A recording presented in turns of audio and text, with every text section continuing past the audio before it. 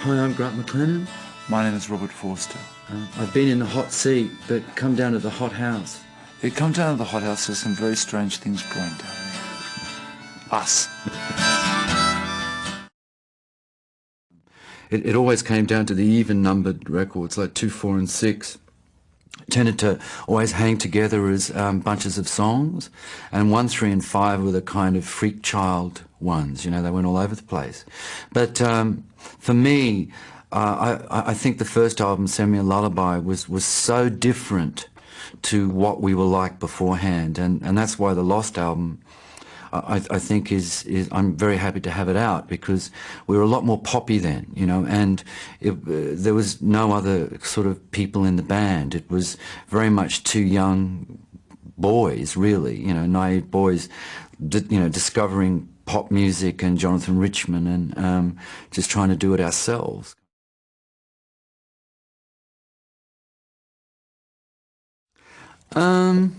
Those are questions, like overview questions about, you know, a fair shake. I think we did. I mean, I think we got away with murder. You know, because we were on practically every label in the world and thrown off every label in the world, and somehow we're still playing and people still care about what we do. During the tour, Robert and I realised just enough time's gone by. It's like 10 years, and we haven't sort of traded on the past or flogged a dead horse or anything like that. And it's fun at the moment. You know, there's something that's going on between us which is, I find, kind of similar to when we like first sat down with guitars. So we're going to go into a studio, not to record a record, but just to put down some things that we've got and take it from there. But that's a little bit vague, but we do intend to do some, yeah, like release a record. We didn't make a classic first album. We didn't make a great first album. We didn't make a good first album. And somehow we got by. It got us to deal with Rough Trade, and we went to London. And we were very conscious, very soon after making it, that we had to make a really good second album. And we had to... The first album wasn't really as good as we were. It caught us in a period of transition.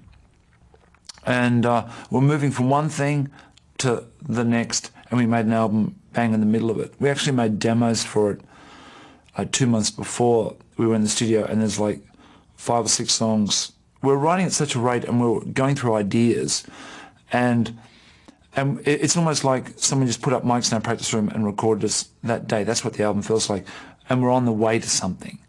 But unfortunately, you know, that comes out, and that's our first album. But the second album is really good, you know, with Cattle and Cane, and it's a really, Before Hollywood, the album, is a really fully realised, really good album. In the middle of '89, our last tour, we were touring by ourselves to promote 16 Lovers Lane, and we also did quite a few dates with REM. And they re-released Streets of Your Town, and it got something like A or B listed on BBC Radio. It got 15 plays in a week. On any other label, on a major label, that would have been certified. That would have been our first hit. You know, it was like you'd go into shops in London, all over England, and you'd hear it. You know, for a magic golden 2 weeks. And if it had been on, you know, Warner's, Sony, anything else, that is always a hit. 100%. That is always a hit. You get playlisted. You played 15 times a week for 2 weeks. There's your chart position. And we were on Beggars and Independent, and it didn't happen.